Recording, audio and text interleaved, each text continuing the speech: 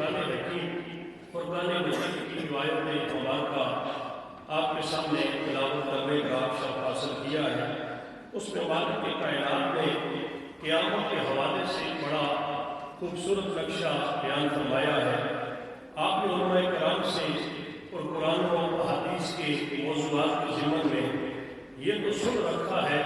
کہ قیامت کا منظر ہوگا وہ انتہائی ہولناک منظر ہوگا، اور قیامت کے حوالے سے یہی سنایا جاتا ہے کہ وہاں اولاد اپنے والدین کو بھی نہیں پہچان رہی ہوگی، بھائی اپنے بھائی سے بھی بھاگ رہا ہوگا، دوست اپنے دوست سے جان چھڑا رہا ہوگا، اور وہاں پہ دنیاوی ہم نے جتنے رشتے قائم کر کے رکھے ہیں، دنیاوی جتنے بھی ہمارے پاس حوالے ہیں، یہ سارے کے سارے حوالے وہاں پہ دم توڑ دیں گے، اور یہ ساری کی ساری رشتہ داریاں وہاں پہ نفسی کی صدا کے اندر ماں ہو جائیں گی، گم ہو جائیں گی۔ لیکن مالک کائنات نے قرآن حکیم کے اندر ہمیں یہ تسلی عطا فرمائی ہے، ہمیں یہ تشفی عطا فرمائی ہے، اور مالک کائنات کا بیان کرتا یہ قرآن ہماری حوصلہ افزائی کی سائز مبارکہ کے اندر فرماتا ہے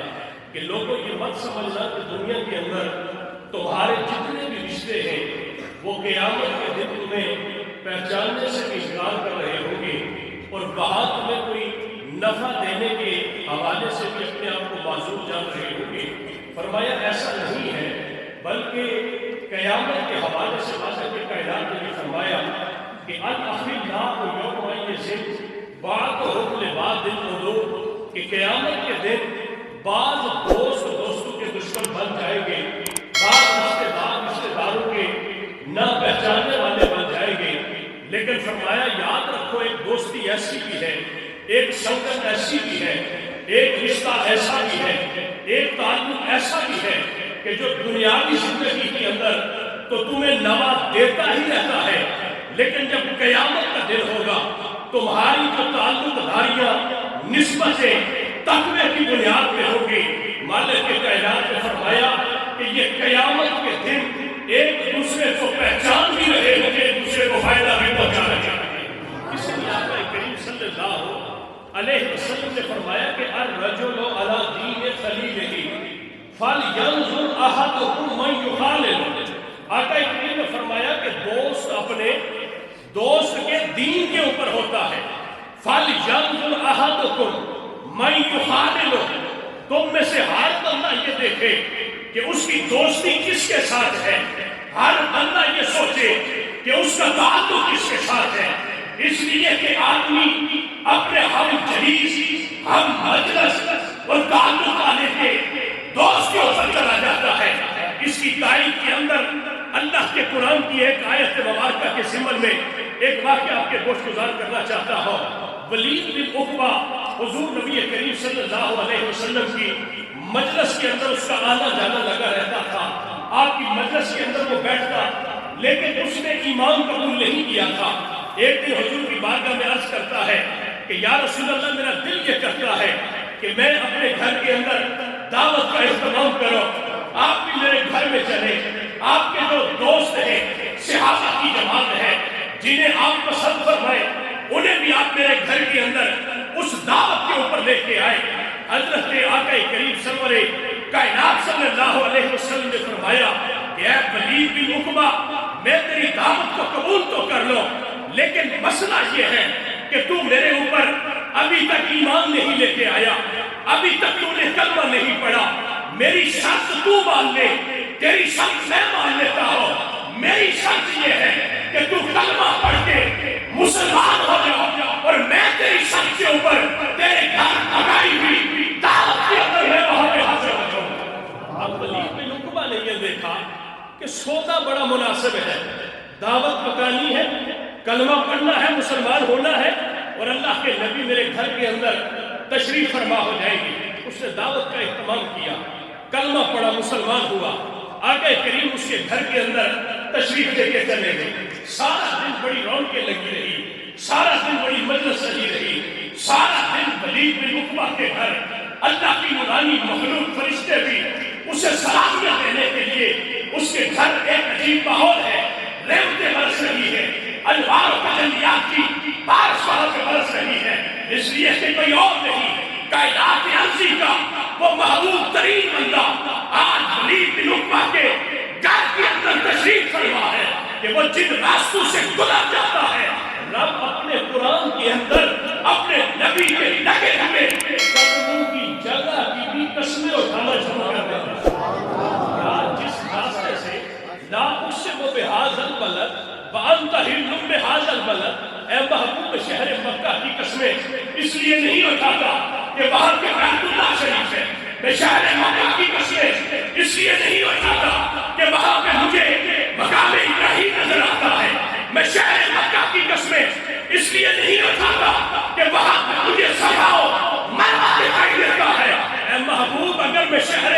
مکہ کی قسمیں اٹھاتا ہوں اس لیے اٹھاتا ہوں وہاں تو چلتا ہوا نظر آتا ہے، وہاں پہ تو چلتا ہوا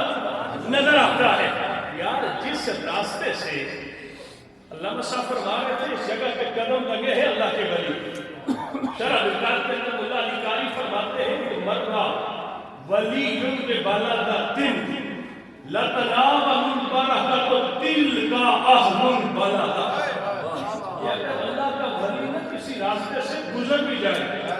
تو اللہ صرف اس راستے نہیں بلکہ اس پوری بستی والوں کو رکھتے عطا فرماتا۔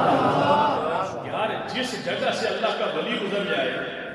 اس جگہ کو اللہ برکتیں عطا فرمائے۔ آپ آنکھیں بند کر کے سوچیں تو صحیح کہ وہ کتنا خوش نصیب بندہ ہوگا جس کے گھر اللہ کے نبی دعوت پہ آ کے خود تشریف فرما ہوگی، اس گھر کا مقام کیا ہوگا۔ ولید بن عقبہ کی دعوت کھانے کے بعد حضور اپنے گھر ولید بن عقبہ اٹھا اور اس کا دوست تھا امیہ بن خلف، امیہ بن خلف کے پاس جا کے بیٹھ جاتا ہے۔ جو میں بات آپ سے کر رہا ہوں ذرا اس بات کو توجہ سے سنیے، میرا جو موضوع ہے یہ موضوع بھی آپ کو سمجھ آ جائے گا، اور جو اس مجلس کی برکتیں حاصل ہو رہی ہیں اللہ وہ بھی آپ کو عطا فرما دے گا۔ ولید بن عقبہ اٹھا، اس کا دوست تھا امیہ بن خلف، الرجل علی دین خلیلہ فلینظر احدکم من یخالل۔ لوگوں ہم دنیا کے اندر ہر چیز کو پرکھ کے لیتے ہیں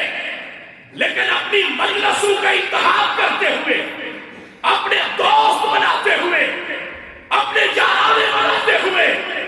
اپنے تعلق بناتے ہوئے ہم وہاں پہ پرکھتے نہیں، بلکہ اللہ کے نبی نے فرمایا کہ جب دوستی بھی بناؤ تو دین کی بنیاد پہ بناؤ، رب یہاں بھی فائدے عطا فرمائے۔ ولید بن عقبہ اٹھا امیہ بن خلف کے پاس، امیہ بن خلف کے پاس گیا، امیہ بن خلف کہنے لگا یار تو بڑا عجیب بندہ ہے، کہا کیا ہوا؟ کہا تو نے میرے دشمن کو گھر بلایا تھا، تجھے پتا ہے محمد بن عبداللہ سے میری کتنی دشمنی چلتی ہے، تو نے ان کو آج گھر میں بلایا، ان کی آج تو نے دعوت کی، اور کس بنیاد پر دعوت کی؟ مجھے پتا چلا ہے کہ تو نے صرف دعوت کی نہیں بلکہ اس نبی کا تو نے کلمہ بھی پڑھ لیا ہے۔ میری دوستی کا خیال نہیں رہا، میری دوستی کا خیال نہیں رہا، میری مجلسوں میں، میری قربتوں میں، میری معیتوں میں، میری سنگتوں میں جو بیٹھتا رہا تیرے اندر اس کا کوئی خیال نہیں آیا، تو نے اس نبی کا کلمہ بھی پڑھ کے میری دوستی اور تعلق کا بھی لحاظ نہیں کیا۔ اس نے کہا یار وہ تو وقتی طور پہ کلمہ پڑھا تھا، دین میرا اب بھی وہی ہے جو تیرا دین، دین میرا اب بھی وہی ہے جو تیرا دین۔ مرتد ہوا، ادھر سے رب نے قرآن نازل فرمایا، کہا جبریل جا منظر بڑا پیارا بن گیا ہے، جا قرآن کی آیت لے کے چلا جا اور قیامت تک آنے والے لوگوں کو یہ بتا کہ نسبتیں رکھو تو پاک رکھو، تعلق رکھو تو پاک رکھو، اور اپنی پہچان رکھو تو پاک رکھو۔ فرمایا جا جا کے جبریل قرآن کے اندر یہ نقشہ کھینچ گیا کہ یوم یعض الظالم علی یدیہ، یہ جو قیامت کا دن ہوگا نا، ایک طرف دوست کی مدد فرما رہا اور فرمایا یوم یعض الظالم علی یدیہ۔ یہ ذرا منظر میں آپ کو بتا دوں، آنکھیں بند کر کے آپ تصور کر سکتے ہیں تو کریں، قیامت کا ماحول ہے، ہر کوئی اپنا حساب کتاب دے رہا ہے، نفسی نفسی کی کیفیات ہے، منظر قیامت سج چکا ہے، ہر کسی کو اپنی فکر دام اور گیر ہے۔ اللہ کا قرآن فرماتا ہے کہ یوم یعض الظالم علی یدیہ، ایک ظالم شخص ہوگا، وہ اپنے دونوں ہاتھ اپنے دانتوں میں دے کے یعض تو انہیں چبا رہا ہوگا۔ جس طرح بندے کا نقصان ہو جائے نا، اس طرح کر کے سوچ کے مر جاتا ہے، یار نقصان بہت بڑا ہو گیا۔ فرمایا یہ دنیاوی نقصان تمہیں صرف ایک انگلی منہ پہ دینے پہ مجبور کرتے ہیں۔ قیامت کے اس ظالم کا منظر بیان فرمایا، کہا ایک دو نہیں، اپنے دونوں ہاتھ اس طرح دے کے چبا رہا ہے۔ آنکھیں بند کر کے تصور کریں کہ میدان حشر کے اندر ایک شخص حسرت و یاس کی تصویر بنا کھڑا اور کیا کہہ رہا ہوگا؟ اللہ کا قرآن فرماتا ہے یوم یعض الظالم علی یدیہ، اپنے ہاتھ بھی چبا رہا ہوگا، یقول اور ساتھ سے کہہ رہا ہوگا یا لیتنی اتخذت مع الرسول سبیلا، ہائے کاش میں نے بھی اپنا کوئی راستہ تلاش کیا ہوتا جو میرے رسول تک لے کے جاتا۔ یا لیتنی لم اتخذ فلانا خلیلا، ہائے کاش دنیا کے اندر فلاں کو اپنا دوست نہ بنایا ہوگا، آج یہ منظر مجھے دیکھنا نہ پڑتا۔ میرے بھائی اللہ کا قرآن کیا فرماتا ہے، میں اس طرف آنا چاہتا ہوں۔ یہ جو میاں محمد بخش صاحب نے بڑا پیارا فرمایا ہے، وہ ہر بات آپ کی ملک صاحب ہر بات آپ والی ہے کہ انہوں نے جو بھی بیان فرمایا ہے قرآن و حدیث کی تصریح و تفسیر کے اندر بیان فرمایا۔ آپ کیا فرماتے ہیں؟ چنگے بندے دی صحبت ایویں جیوے دکان اتارا، چنگے بندے دی صحبت ایویں جیوے دکان اتارا، سودا پاویں مل نہ لئیے ہلے آن ہزارہ، تے مندے بندے دی صحبت ایویں جیوے دکان لوہارا، کپڑے پاویں کچھ لئیے کتنا پین ہزارہ۔ اب ذرا آپ نے سبحان اللہ کہہ دیا، ذرا اس سے بھی بڑی سبحان اللہ کہنے کی بات آپ کے سامنے کر رہا ہوں۔ ابو موسیٰ اشعری رضی اللہ تعالیٰ عنہ، بخاری کے اندر یہ حدیث مبارکہ ہے، آقا کریم نے فرمایا مثل